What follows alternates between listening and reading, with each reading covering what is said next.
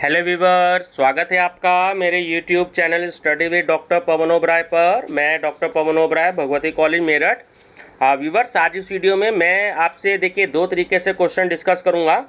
एक तो CCS university Meerut में बीकॉम थर्ड ईयर में जो आपका सब्जेक्ट है अद्यतन हिंदी एवं कोरवी लोक काव्य, तो उसमें ये आपका MCQ सीरीज में होता है। दो पार्ट में इसके डिस्कस कर चुका हूँ।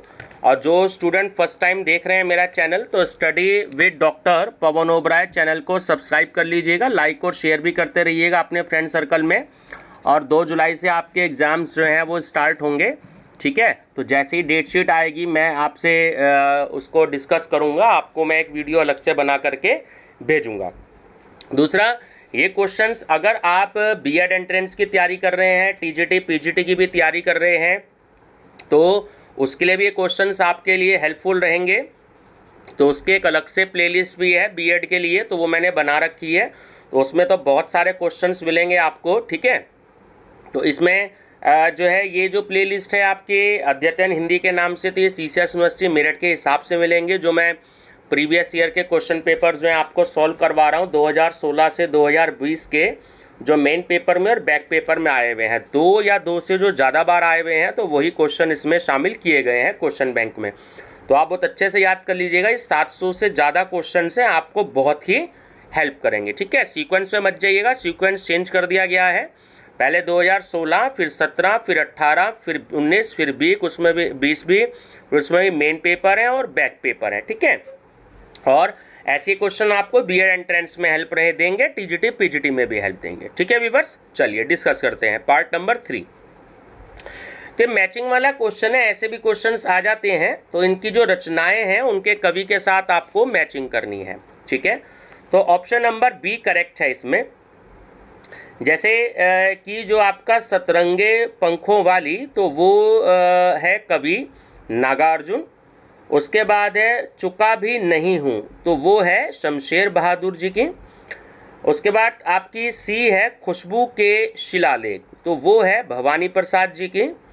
और डी है अरि ओ करुणा प्रभामय, तो वो है आपकी अज्ञे की, ठीक है। उसके बाद नेक्स्ट क्वेश्चन भी आपका मैचिंग का है कि भवानी प्रसाद को मिले सम्मान अथवा पुरस्कार को रचनाओं के साथ सुमेलित कीजिए। तो ये ऑप्शन ए इसमें आपका सही है कि जो मध्य प्रदेश शासन का शिखर सम्मान है, तो वो मिला अंधेरी कविताओं पर। उसके बाद साहित्य अकादमी पुरस्कार है, तो वो मिला बुनी हुई रस्सी पर। उसके बाद सी है उत्तर प्रदेश हिंदी संस्थान सम्मान, तो वो मिला परिवर्तन जिए। और जो डी है भारत सरकार का पद्मश्री सम्मान, तो वो मिला संपूर्ण साहित्यिक सेवाओं पर, ठीक है व्यूअर्स। तो मैचिंग के क्वेश्चंस भी आते हैं। चलिए, निम्नलिखित में से भवानी प्रसाद मिश्र की कौन सी रचनाएं हैं या कौन सी रचना है, तो वो है त्रिकाल संध्या। दूसरा सप्तक में भवानी प्रसाद मिश्र की कितनी कविताएं संकलित हैं? 11। सतपुड़ा के जंगल में कितने बंद हैं? 8। भारत छोड़ो आंदोलन में किस कवि ने सक्रिय भूमिका निभाई है? भवानी प्रसाद मिश्र ने। कविता अंतर मन से निकली हुई खोज है, निकली हुई चीज है, जीविका का साधन बनकर वह समझौता करके चलेगी, ये है कविता के साथ अन्याय होगा। ये विचार किसके हैं? तो ये हैं भवानी प्रसाद मिश्र के।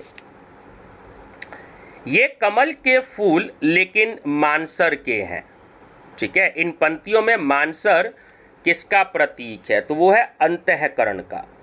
भवानी प्रसाद के किस कविता में समाज की कला, विमुक्ता और पतनशीलता पर व्यंग है? तो वो है गीत फरोश। गीत फरोश कविता में कवि का कटाक्ष किस वर्ग पर है? तो वो कवियों और साहित्यकारों पर है। सतपुड़ा के घने जंगल में कवि ने कितनी पहाड़ियों का वर्णन किया है? 7। तुम बंजर हो जाओगे यदि इतने व्यवस्थित ढंग से रहोगे, यदि इतना सोच समझकर बोलो। यह कथन किस कवि का है? भवानी प्रसाद मिश्र का। बहन के विवाह के लिए भवानी प्रसाद मिश्र को क्या बेचना पड़ा? गीत। भवानी प्रसाद मिश्र ने कालजयी की रचना किसको उपजीव्य बनाकर की है? महात्मा बुद्ध को, सॉरी अशोक को, गलत बोल गया, माफ़ी चाहूँगा, अशोक को। जी लोगों ने तो बेच दिए ईमान, जी आप ना हो सुनकर ज़्यादा हैरान। यह किस कवि के पंक्तियाँ हैं? यह है भवानी प्रसाद मिश्र की। कमल के फूल कविता में कुल कितने बंद हैं? 3। खुशबू के शिलालेख किस कवि की कृति है? ये भी है भवानी प्रसाद मिश्र की। भवानी प्रसाद जी की कविता में पुराने पत्तों का झड़ जाना, तो वो जीर्ण संस्कारों से मुक्ति पाना है। भारतीय काव्य परंपरा का प्रसिद्ध उपमान है, तो वो है कमल का फूल। निराला की किस कविता की छाप भवानी की काव्य चेतना पर सीधी पड़ती है? तो वह है बादल राग की। यदि श्रमिक के श्रम को हड़पने का यह लूट तंत्र चलता रहा तो एक दिन अवश्य ही जन क्रांति हो जाएगी। इस मनो भूमिका को व्यक्त करती मिश्र जी की कविता है, तो वो है परले। लेकर समूची मानवता की परंपरा में अब तक के सबसे सीधे साधे, निर्भय और स्नेही आदमी। पंक्तियों के अनुसार सीधा साधा, निर्भय और स्नेही आदमी है, तो वो है महात्मा गांधी जी। कालजयी की कथा है, तो वो है ऐतिहासिक। कालजयी है या कालजयी किस प्रकार का काव्य है? तो वो है प्रबंध काव्य। मैं सन्नाटा हूँ फिर भी बोल रहा हूँ, मैं शांत हूँ फिर भी झेल रहा हूँ। इन पंक्तियों में प्रयुक्त मुख्य अलंकार है, तो वो है विरोधाभास। इसमें क्वेश्चन आपको दे रहा है कि स्थापना और तर्क पर आधारित जो प्रश्न है, तो इसमें 63 तो देखिए वो बाद में आ पाएगा, लेकिन 62 पहले ले लिया है कि उत्तर का सही विकल्प चुनिए। तो स्थापना है कि भवानी की कविताएं माली की कैंची से काटकर नहीं संवारी गई हैं, ना वे कटे छटे कला गीत हैं। और तर्क दिया गया है फलतः उनकी कविता में गीतों का अभाव है। तो डी ऑप्शन सही है कि ए जो है, जो स्थापना वाला है वो तो सही है, लेकिन जो आर है कारण है वो गलत है। भवानी प्रसाद मिश्र के अनुसार उनके समय में फैशन में थे, तो वो थे निराला, प्रसाद और पंत, ये सभी थे। भारतीय कवियों में भवानी प्रसाद मिश्र के प्रिय कवि थे रविंद्रनाथ टैगोर। संस्कृत कवियों में भवानी प्रसाद का मन खूब रमा वाल्मीकि और कालिदास में। किस वाद से भवानी प्रसाद सर्वाधिक प्रभावित थे, या भवानी प्रसाद मिश्र किसके दर्शन से प्रभावित हैं? तो वो है गांधीवाद से। दर्शन में अद्वैत, वाद में गांधी और टेक्निक में सहज साक्ष्य। किसकी कविता का आदर्श रहे हैं? तो वो रहे हैं भवानी प्रसाद मिश्र के। निम्नलिखित में से किस कवि को काव्य संबंधी अनेक रूपता की दृष्टि से बेजोड़ नहीं कहा जा सकता? भवानी प्रसाद को। वर्ड्सवर्थ की एक बात मुझे बहुत पटी कि कविता की भाषा यथासंभव बोलचाल के करीब हो। यह किस कवि का वक्तव्य है? तो यह है भवानी प्रसाद का। भवानी प्रसाद मिश्र का प्रथम काव्य संग्रह था गीत फरोश। भवानी प्रसाद की 500 कविताओं का संग्रह है गांधी पंचशती। भवानी प्रसाद का खंड काव्य है कालजयी। अशोक की कथा पर आधारित भवानी प्रसाद मिश्र की रचना है कालजयी। घर की याद कविता किस कवि ने लिखी है? तो वो जेल में रहते समय। ठीक है, ध्यान रखना, इंपॉर्टेंट क्वेश्चन है। घर की याद कविता जब कवि ने लिखी तो वो जेल में रहते समय लिखी। तुम्हारा आसान लिखना ना छूट जाए, इसकी सावधानी रखना। भवानी प्रसाद को यह सलाह दी माखनलाल चतुर्वेदी ने। जो मन में ना समा सके उसे वाणी तक ले लाओ, किंतु जुआ दराजी मत करो, कलम की जीभ मत बनने देना। भवानी प्रसाद को यह सलाह दी थी। माखनलाल चतुर्वेदी की। मैंने अपनी कविता में प्राय वही लिखा है जो मेरी ठीक पकड़ में आ गया है। दूर की कोड़ी लाने की महत्वाकांक्षा भी मैंने कभी नहीं की। यह आत्मकथा था। तो ये थी असल में आत्मकथ्य था। ये था भवानी प्रसाद मिश्र का। भवानी प्रसाद मिश्र ने जेल में रहकर भाषा सीखी, बांग्ला। कल्पना मासिक पत्रिका का प्रकाशन होता था हैदराबाद से। भवानी प्रसाद मिश्र ने संपादन किया। देखिए, कल्पना का, सर्वोदय का और गांधी वाङ्मय का, इन सभी का किया। भवानी प्रसाद मिश्र की जो मृत्यु हुई तो वो हुई वर्ष 1985 में। भवानी प्रसाद मिश्र की मृत्यु हुई, देखिए वर्ष तो हुआ 1985 और मृत्यु हुई नरसिंहपुर में। ठीक है। राष्ट्रीय जागरण की प्रेरणा भवानी प्रसाद मिश्र को प्राप्त हुई माखनलाल चतुर्वेदी से। माखनलाल चतुर्वेदी ने भवानी प्रसाद का नाम रखा बालमोहन। हाई स्कूल पास होने से पूर्व ही भवानी प्रसाद मिश्र की कविताएं प्रकाशित हुईं हिंदू पंच में। निम्नलिखित में से कौन सी रचना भवानी प्रसाद मिश्र की नहीं है? तो वो है 7 गीत वर्ष। अकाल के बाद कविता का रचना काल क्या है? तो वो है आपका 1957। ठीक है। चलिए देखिए, फिर से मैचिंग का क्वेश्चन आ गया है। उनकी रचना कवियों की मिलानी है आपको। ठीक है। तो ऑप्शन नंबर सी सही है कि अरि और करुणा प्रभम्य, तो ये है अज्ञे की। काल तुझसे होड़ है मेरी, तो ये है शमशेर बहादुर सिंह की। फिर है प्यासी पथराई आंखें, ये है नागार्जुन की। और त्रिकाल संध्या, ये है भवानी प्रसाद मिश्र की। ठीक है। चलिए, उसके बाद आपको 2 क्वेश्चन दिए हैं स्थापना और तर्क पर, है ना, कि हिंदी की है असली रीढ़ गवारूं बोली। तो रीज़न दे रहा है, यानी तर्क दे रहा है आपको कि अतः हिंदी गवारों की भाषा है। तो सी सही है कि ए तो है वो बिल्कुल सही है, लेकिन आर गलत है, यानी कारण जो है वो, तर्क जो है वो गलत है। फिर है नागार्जुन के जीवन के कठोर यथार्थ एवं कल्पना आधारित अनेक रचनाओं का सृजन किया। तर्क दिया जा रहा है क्योंकि अभावों में जीवन व्यतीत करने के कारण इनके हृदय में समाज के पीड़ित वर्ग के प्रति सहानुभूति का भाव विद्यमान था। तो ए और आर दोनों सही हैं। ग्रामीण जनजीवन की समस्याओं के कुशल चित्रकार, साहित्यकार और गीतकार हैं नागार्जुन।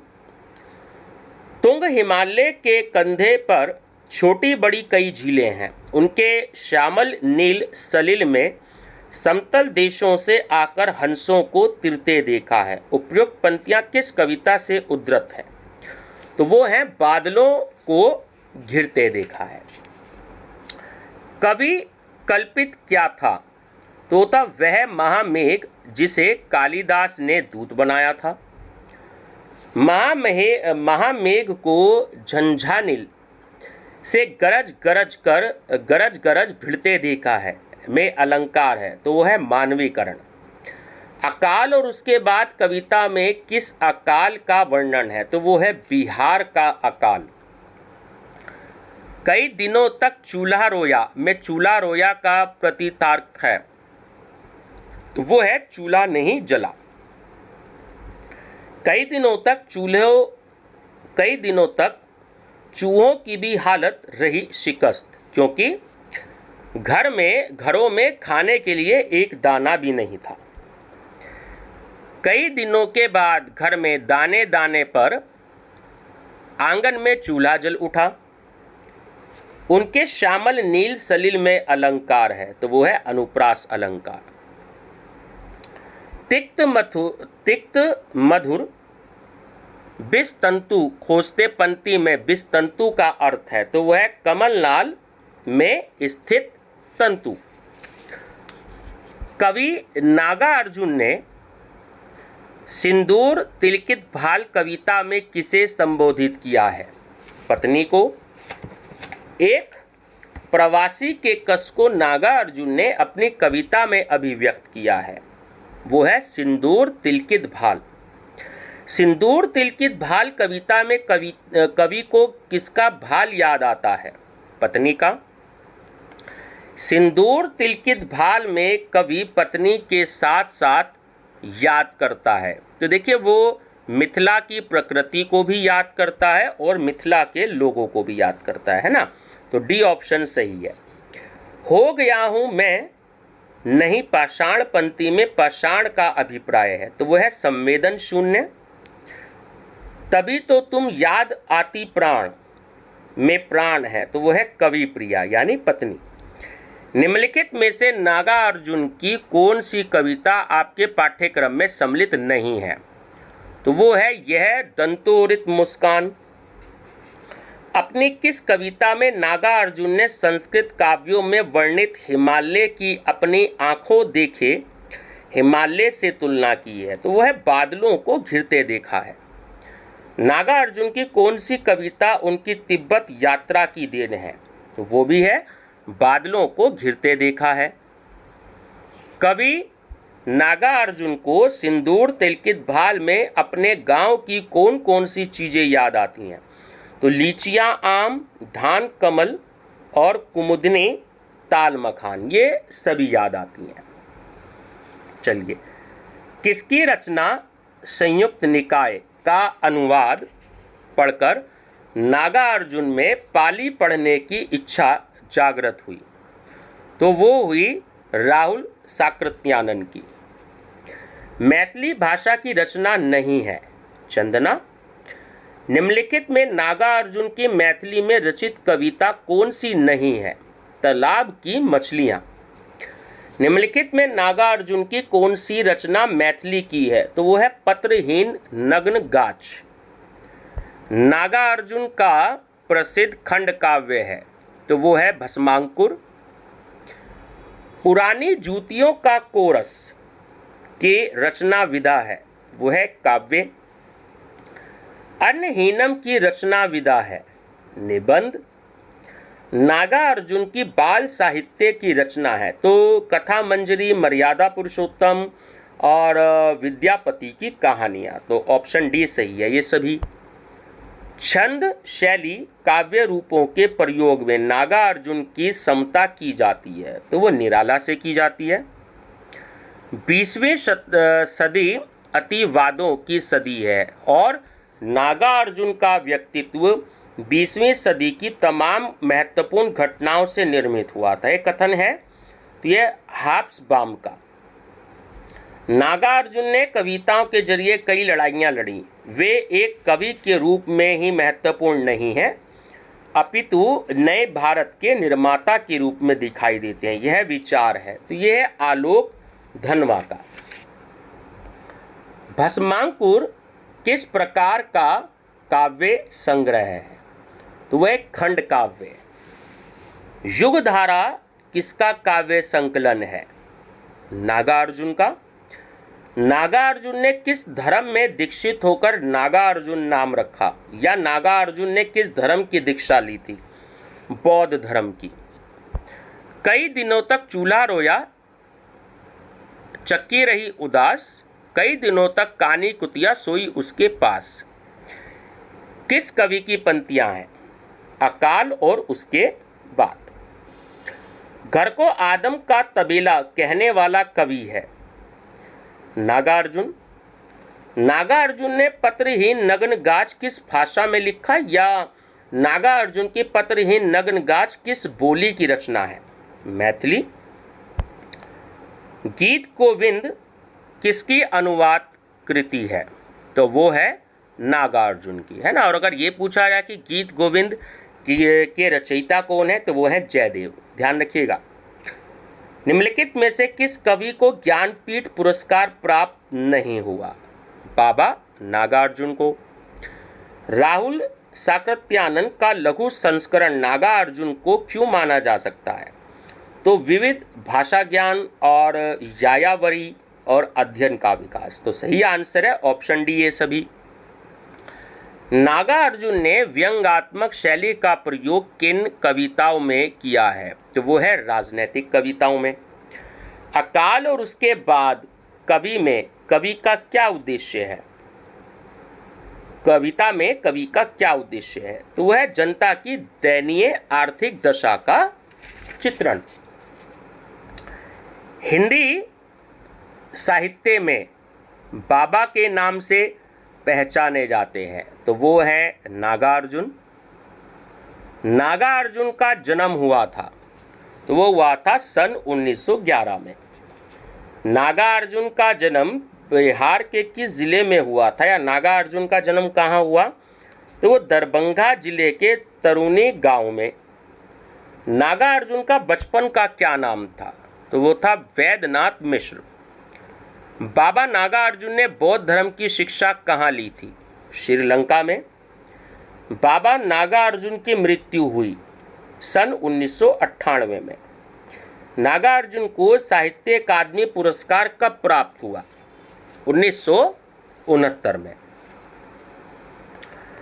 रूपाभ में किस कवि की प्रथम कविता छपी थी? तो वो थी शमशेर बहादुर सिंह की।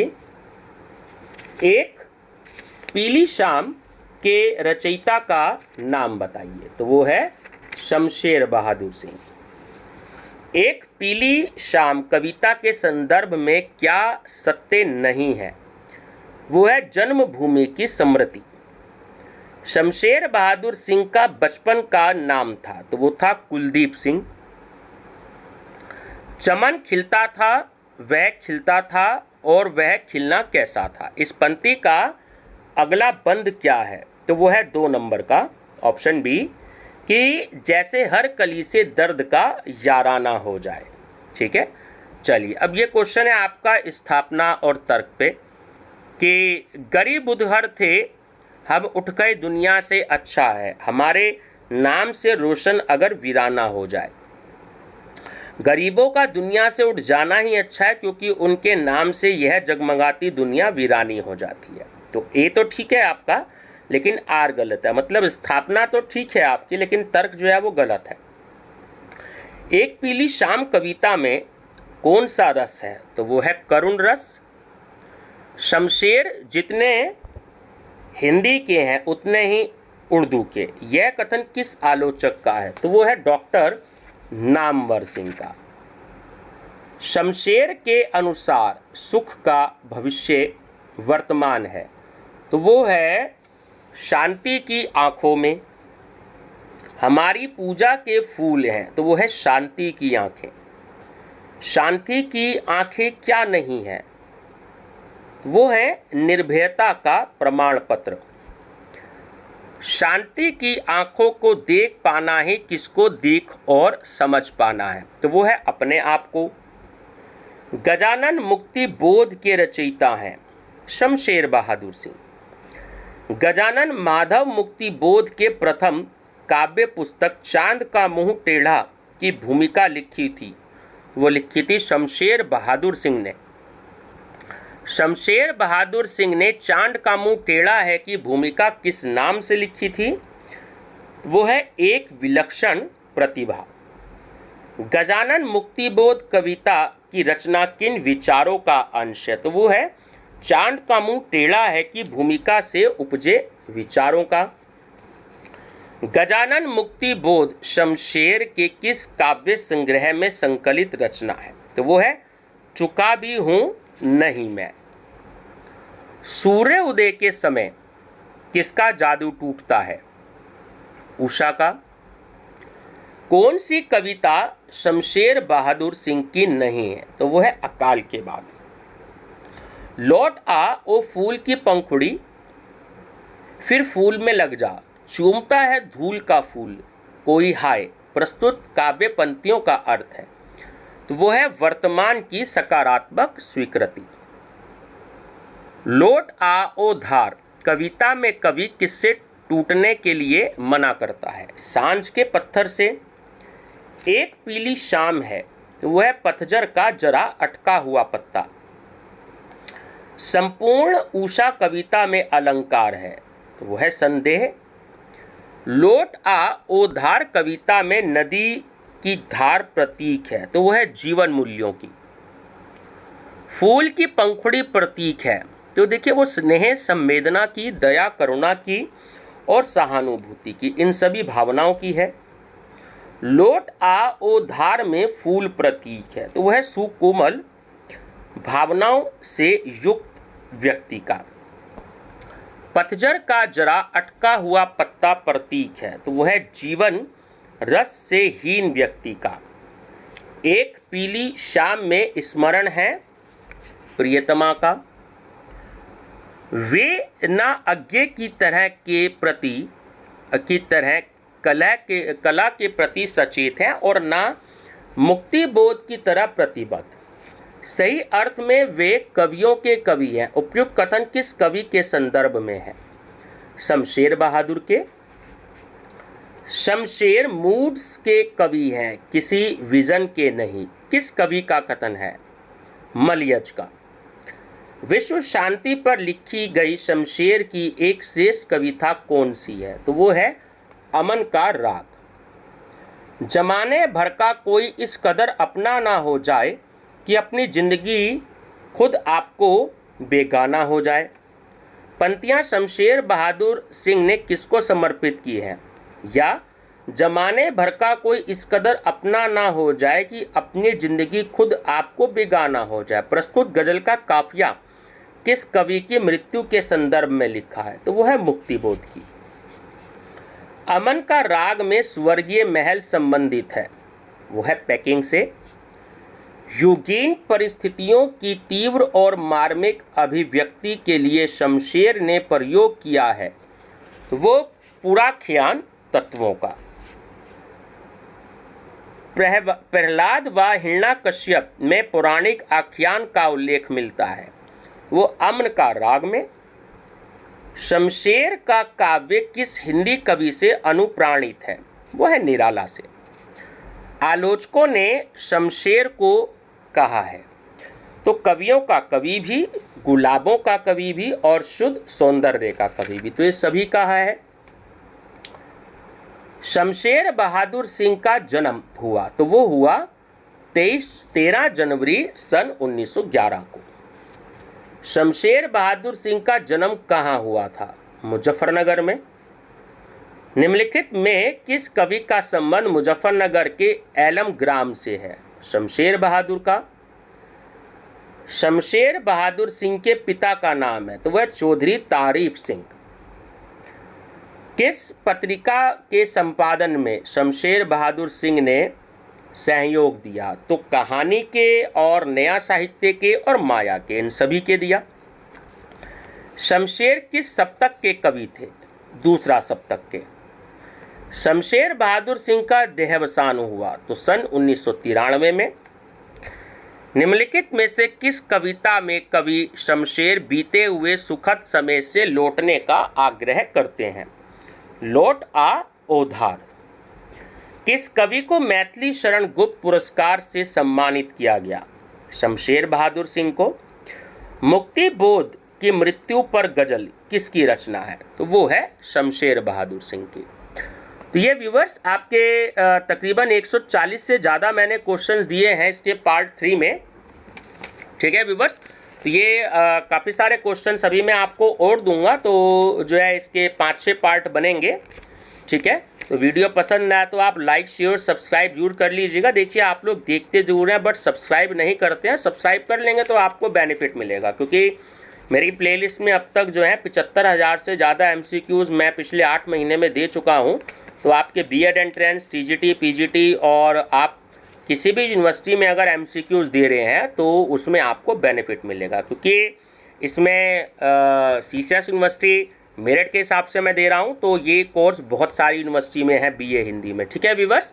मेरा चैनल नेम याद रखिएगा, study with doctor Pawan Oberoi. Thank you.